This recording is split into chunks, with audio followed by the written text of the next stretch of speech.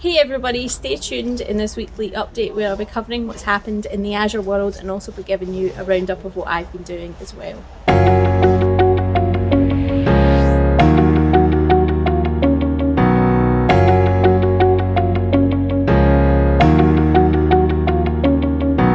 Hey everybody, welcome to this weekly update from myself, Sarah Lean.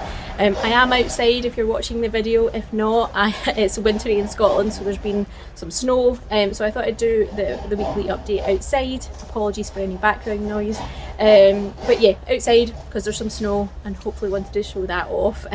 However, in terms of the Azure news this week, it's been a bit quiet, but there are some features and functionalities that I want to highlight. So the first one is that the Azure Site Recovery team have released another update. I think it's update 52. Again, it fixes some bugs and enhances some features as well. So if you're using Azure Site Recovery in your environment, please do check that out and try and implement that within your environment. I'll be posting links in the description below about what it actually does and how you can get a copy of it and apply it into your environment. The other thing that I wanted to highlight was that the Azure Storage or Azure Blob team have released an inventory feature in preview for your blobs. So if you wanted to get an overview of when your blobs were created, if they're encrypted or not, what size they are, what tier they're all using, in a kind of easily read format, all in one place, then this is the feature for you. And I think it's quite important to have that overview, to have that inventory facility, so that if you're doing an audit, to understand what blobs are within your environment, what status they are, whether they're meeting company compliance policies, then this will help you. So again, check out the description below for more information about how to enable that and how to use that within your environment. Now, as usual, the Azure security team have done a roundup of their features and enhancements for last month. And there's a few things that I missed last month that I wanted to highlight actually happened. So one of the things they enhanced within Azure Security Center was a recommendation for your system updates on your virtual machines. And I think previously all you got was that you needed to apply some system updates to that virtual machine. What they've actually done is now allow you to drill in to understand which system updates actually need applied within your virtual machines. So you're getting more information about the KB number, you're getting a link to the actual article that relates to that system update, whether it's a really critical system update or not, and something you really should be doing. So yeah, that's a great feature enhancement. So if you haven't checked that out, then please do have a look at that.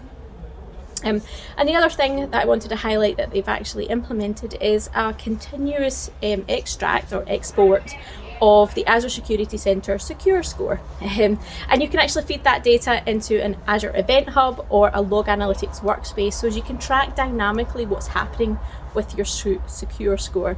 And yeah, hopefully that's another feature that will help you audit what's happening within your environment and continually improve and make sure that you are continually improving and not getting a bit lax some months and stuff like that. So again, more information in the description box below.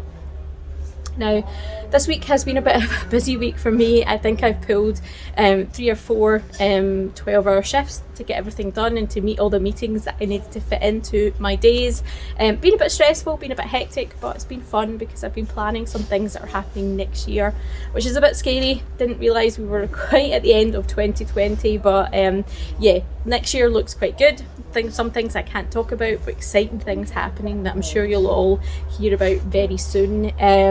I have been working on content and videos. I released an Azure Unblogged video with Martin Woodward this week talking about GitHub, GitHub features, GitHub integration, how it's something that IT pros need to have a look at, and something I've been learning over the last few years. Git and GitHub are something that I have been investing time in, and it's reaping the benefits, and I think it's something you should all be thinking about as well, adding to your your inventory of skills as well. So if you haven't checked that video out, I'll put a wee link on the video, and I'll also put some links in the show notes as well. So And there's more Azure Unblogged coming.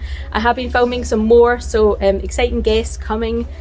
Security, Azure Stack HCI, Azure Migrate, lots of fun content coming hopefully this year or early next year. So stay tuned for that and make sure you are paying attention to those videos as well.